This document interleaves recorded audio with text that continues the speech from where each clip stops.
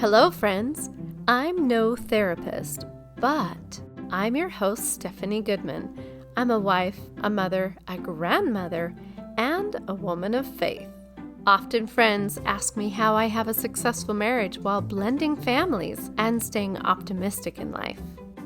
This podcast features people with real-life stories about success in relationships and triumph over trial.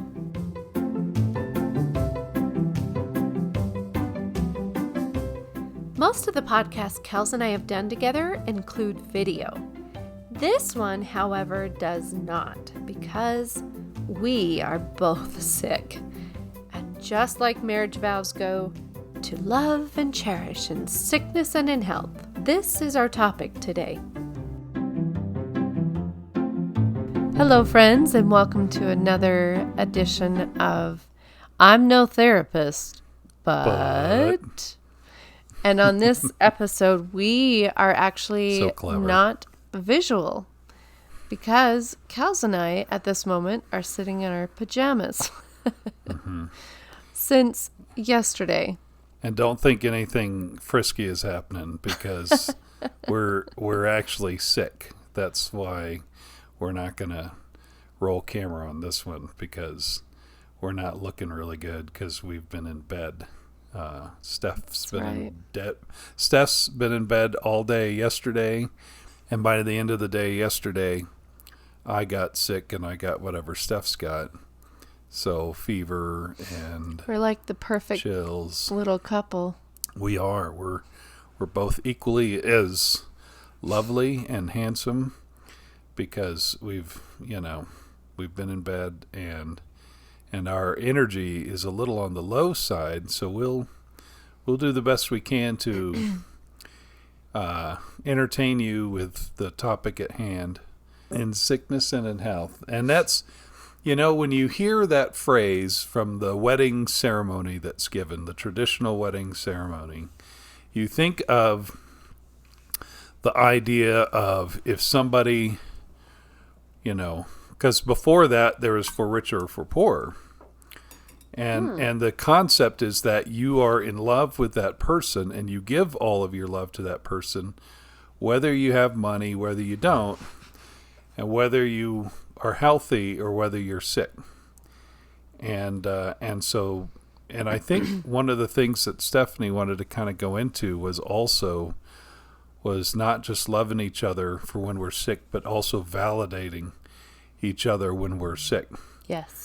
And so that's part of what we wanted to go into today. It's because Kels and I were talking this morning. We spent a long night, each of us, having the fever, pulling off the covers, pulling on the covers, shivering and shaking, and all those fun things when you're going through the flu symptoms. Mm-hmm. Yeah. And so we were talking this morning, and I just wanted to share my appreciation with him for the fact that he doesn't make me feel like I have to prove that I'm sick. Yeah. And part of that is that we've had experiences with our previous, and this isn't an episode to slam our previous spouses. This is just sort of an example. Just what we've experienced. Yeah, what we've experienced to when you get sick. In fact, maybe we could both give an example, Stephanie.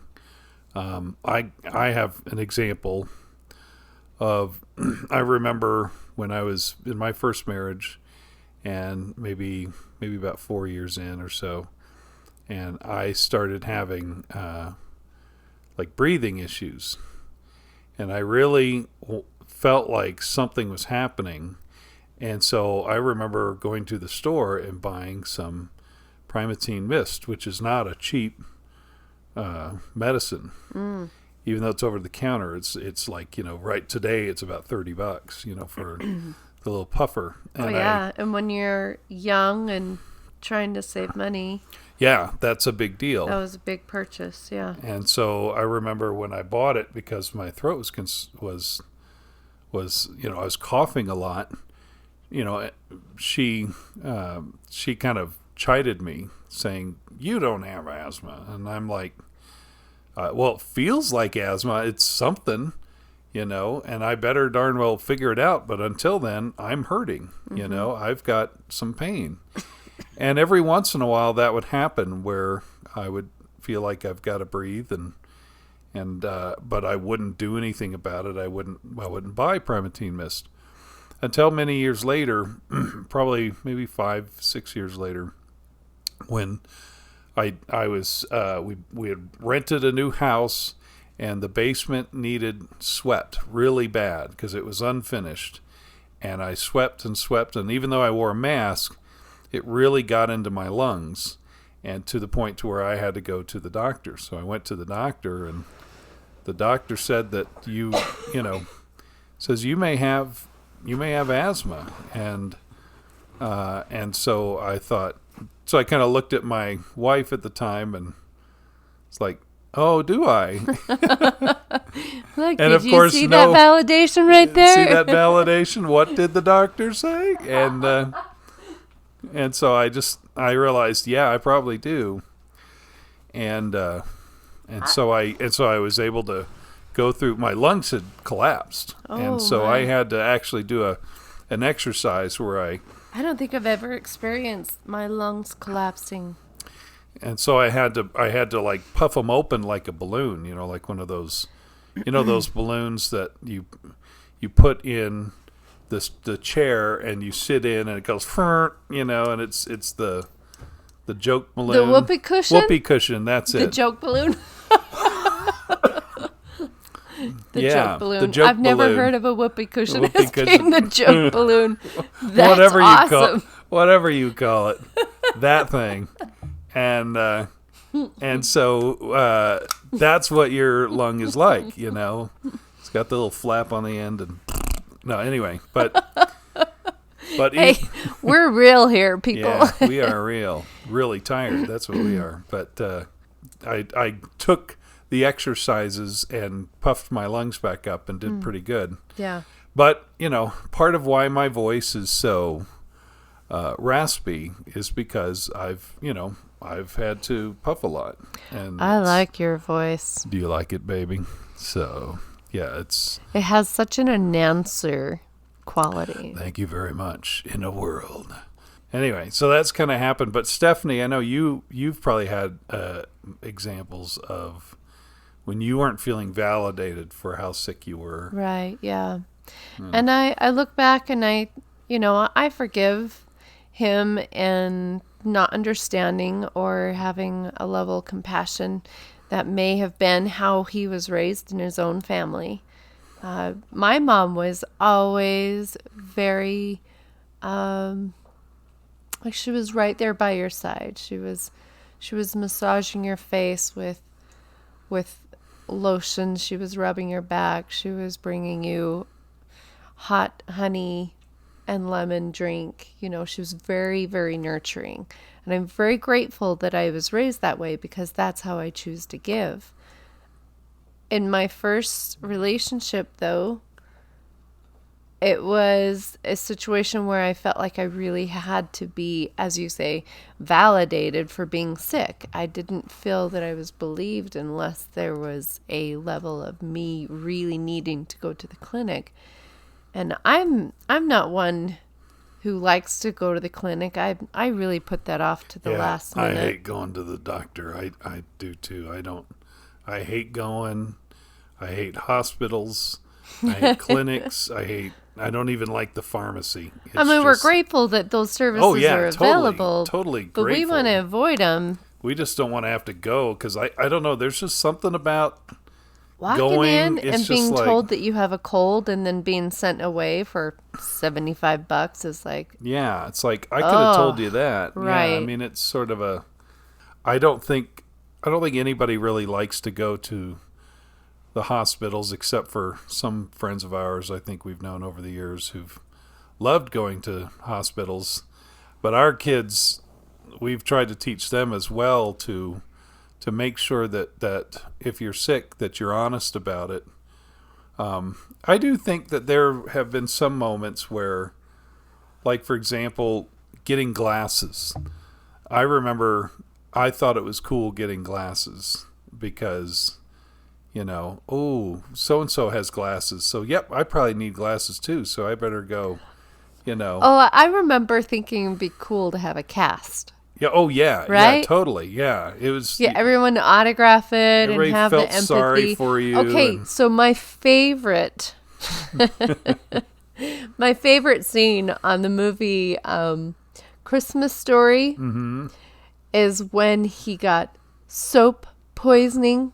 Oh, yeah. Right? Totally. Yeah. When the Ralphie parents are was- wailing, no. Yeah. What have we done, What have we Ralphie? done? And I bet you a lot of kids love that. They Right? love the attention of. They seek that validation. Yeah, it's a validation You seeking. spanked me too hard and my eyeballs popped out and Yeah. it's your fault. It's your fault. Go.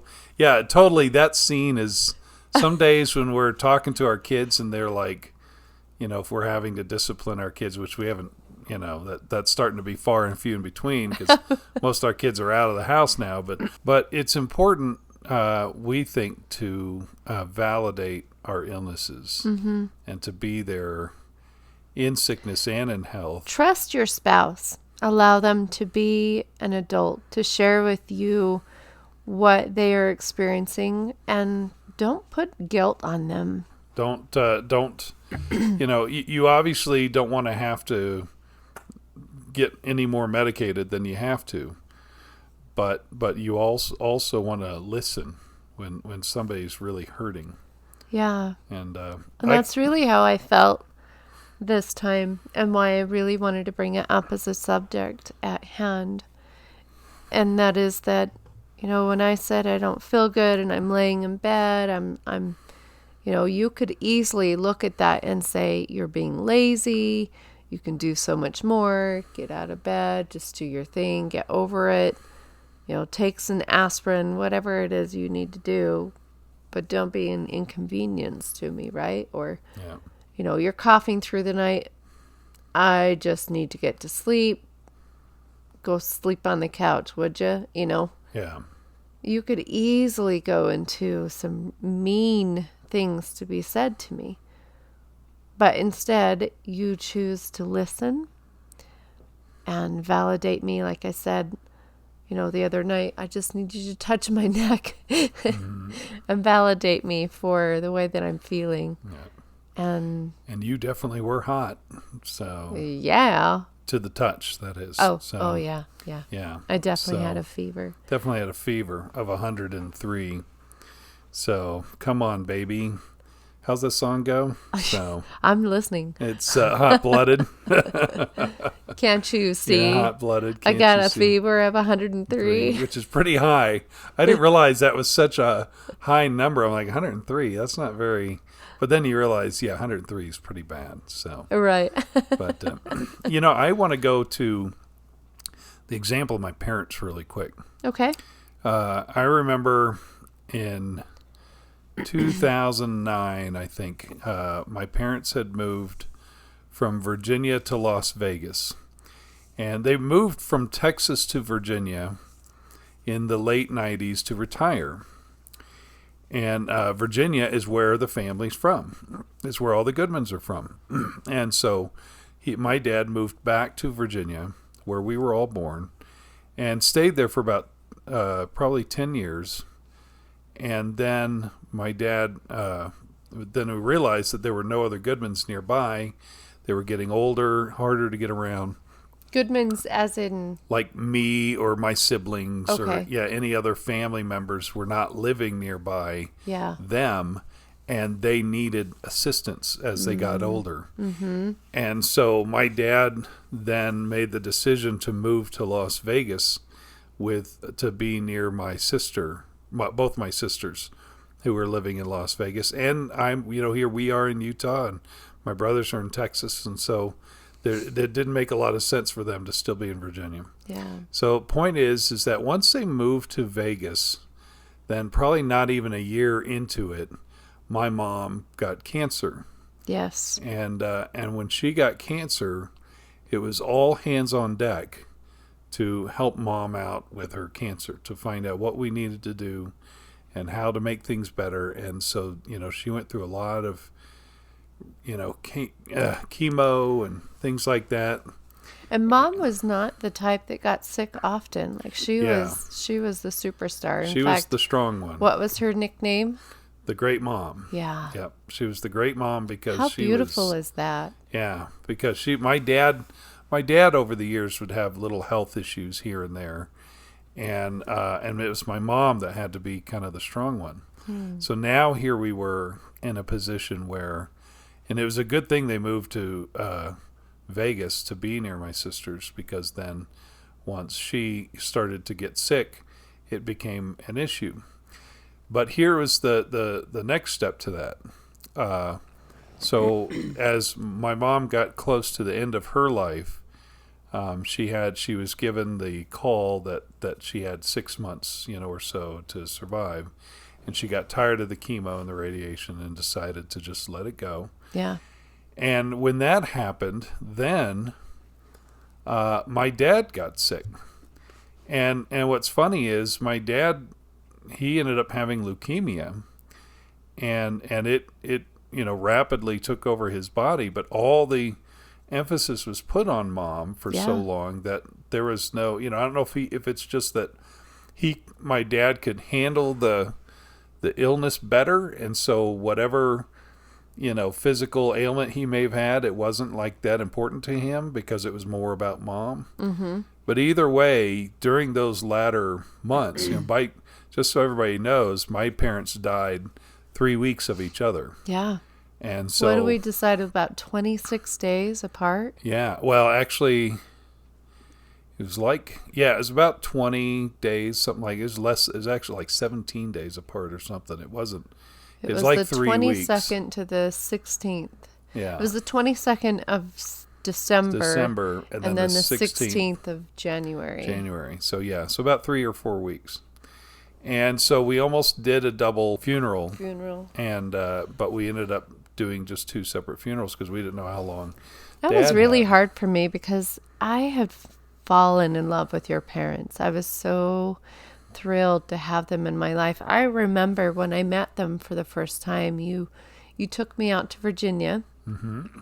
I'd never been outside of the state of Utah for the most part. Woohoo! Especially not into the eastern states, and going out there and experiencing green foliage. I've never seen foliage where you can't see the road next to you. That's right. You better knew where you were turning. That's right, because there's so much foliage. And I distinctly remember when you flew us out, I think we were at the Baltimore airport. That's where we landed. Your parents came out and met with us, and I was so nervous about meeting them.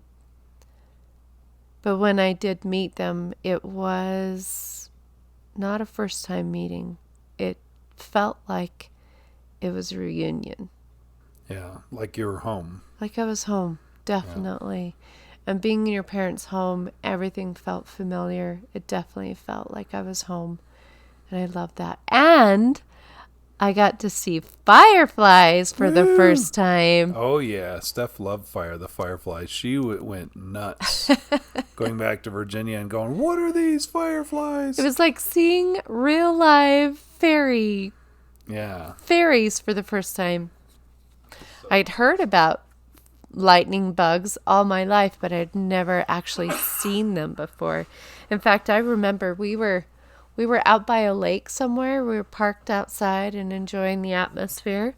And I looked over and saw what I thought was someone playing with a laser gun. With a laser light. One of those laser light a laser things. light. And I looked around to try and see who else was there. And then I saw the same thing on the other bushes on the other side. And that's when you explained to me, oh, yeah, that's lightning bugs.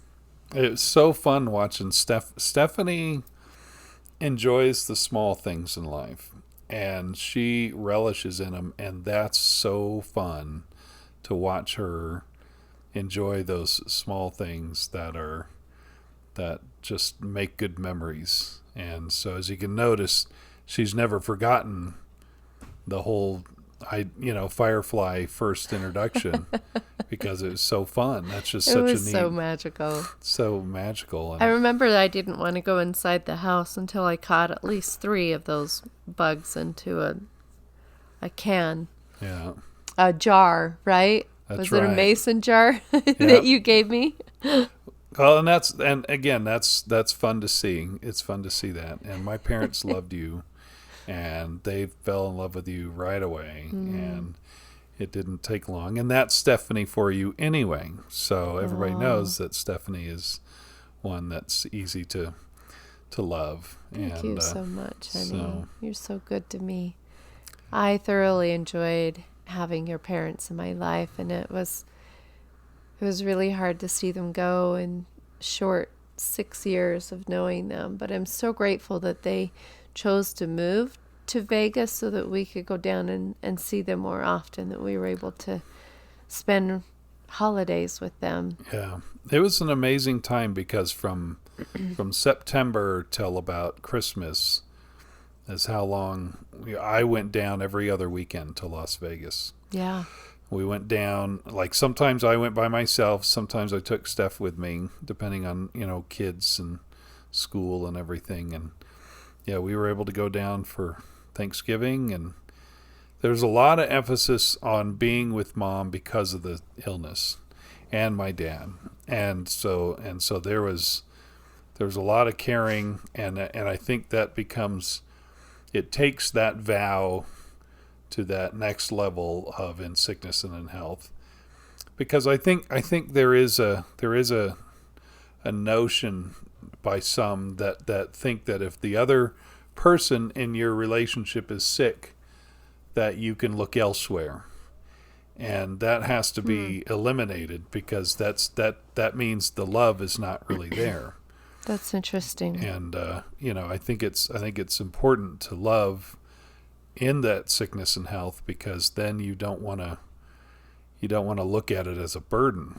Yeah. If all of a sudden I lost a limb or something happened to where I had to to be held up by some way, I know that Stephanie loves me enough that she would be with me through all of it.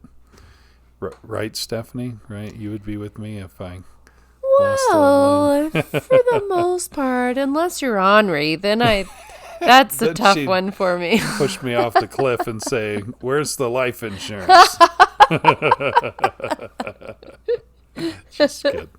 I think as long as you continue to appreciate my services, I mentioned before that my mom was very good in nurturing us through our sicknesses, and that's the kind of person that I seek to be, is to be understanding and nurturing in any way that I can. It'd be nice sometimes. Do you remember on the movie Hitchhiker's Guide to the Galaxy? Yeah, great movie. And there was the oh yeah, it was the gun that you would shoot. You'd shoot it at somebody, and it might be the sympathy gun. I forgot the name of it. Yeah. But you fire it at somebody, and that person understands you from your perspective. Point of view. That's right. Wouldn't that be nice to have to shoot at each other sometimes? Oh yeah. When you're like, I wish you could just understand the level of pain that I'm feeling right now. Yeah. Just so you could, like you said, be validated, right? Yeah. Did you hear what that doctor said? Yeah. Yeah, that's how sick I've been. It's important to remember that. And I think it's important to love in sickness and in health. My sweet wife, I have a great love for her. And even if she were sick and just sitting there and just ill, even if it went on for days and weeks and months, she's so sweet because I know her heart. I know that she would do the same for me, and that she's, when your love is eternal, then the sickness and the illness wouldn't matter. You would just adjust to whatever the life needs to be in an effort to make them comfortable. I'm grateful that we've not had to experience some real serious life issues in our relationship, and maybe that will be coming up later on in life. I don't know, but I know that with the kind of values that we've established in our relationship, that I am very confident that we will be there together. Yeah. I know when I had my gallbladder out, that it was a healing place for me, because giving birth to my children, I did not have the best experiences with my spouse being able to support me there. And when I did have to have that gallbladder surgery, it was so surprising to me that you chose to be there. And even when I was looking like death and feeling like death, that you gave me a vulnerable space to be able to be me, to feel the pain that I did, and to not feel attractive. You still loved on me. Well, let's tell that quick story, and then we'll wrap this up. Christmas of 2010,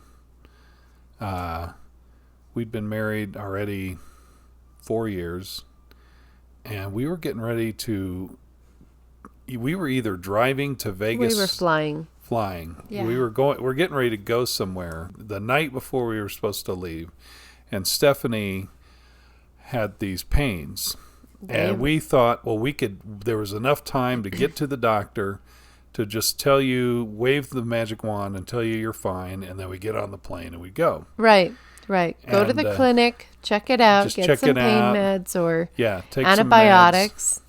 And after that visit, it came down to the conclusion. From the clinic, they took an X-ray, and they sent me to the hospital, and they took an X-ray and said, my gallbladder is about to burst. Yep. So, and it was the size of a softball. Yep. And they sent me to the hospital and right into surgery. And this was the day before Christmas? This is like the 23rd. And so here it was, the 23rd, we were going in, and the 24th, I think, is when you had the surgery. And then the 25th is when you healed. Yeah. And so we spent Christmas in the hospital. And then we ended up going home the 26th. But I'll tell you one thing, it was, we spent 4 days in a hospital right through Christmas, unexpectedly. And it was a magical time. I really actually, we didn't go anywhere. Yeah, we had to be stuck in a hospital. Yeah. And poor Stephanie had to go through her thing. But that's when I really learned to love Stephanie and learned to love my times with Stephanie. That's when it became magical. And there was something about it. I don't know if it was, it was snowing outside and you could see out the window and things were kind of calm around the hospital. It's the one moment I actually didn't mind being in the hospital because we were taking care of business and it wasn't crazy. And, but Stephanie had to heal and this was her time to do it. And they took good care of us, and Santa even came to see us, and a weird experience. And carolers in the hallway. Carolers came, and it was just kind of fun, and we had a good time. And how many can say that Santa came to visit them in the hospital? Yeah, exactly. And what was weird was this Santa specifically came in, sat down, and I think we must have known the Santa because he knew my name. He knew you. He says, "I know you, Kels," and he was like, the real Santa, people. Yeah, I think he was the real one because he knew my name. But or he was somebody local that would never have revealed himself to me. We have no idea who that was. Who that is even now. But anyway, it was a neat, magical experience that I think really brought me and Stephanie together. Well, and I think it was a much needed healing experience for me too, to have my spouse in the hospital and be by my side and see me so vulnerable and in pain. And at times I cried because after the surgery there's that recovery pain that sometimes is harder than others. And he was by my side. He was there with me. And I needed that. Well, thanks, sweetie. Anyway, so our charge to each of you is to love and to receive love in sickness and in health, and know what that means, so that seek to have empathy and understanding. Yep. And allow each other to be considered an adult. Yep. And anyway, that's an important thing I think we've learned. It's kind of a landmark in our marriage. So yeah. Well, Kels, thank you for being willing to be vulnerable and to sit down with me and share these thoughts with our friends. I am grateful that we have those stories to share. And now we'll probably go take a nap together, huh? Yep. I love the idea of taking it. It's nap time, ladies and gentlemen. Yeah. So we need to go wear off this illness that we have, and we'll be better the next time around. Next time you'll see our bright, shiny faces. So. All right. Take care, friends. And remember, I'm no therapist, but I'm just sharing with you what we experience. And if this brings some value into your life, if you can find ways to enjoy companionship with one another, become those best friends that you once were, that's really what we hope for in your life. Let us know how we can serve you in any way. If there's a subject that maybe you would like to have covered, that you have some questions, or maybe even there's a couple that inspires you to be better in this life, share that with us.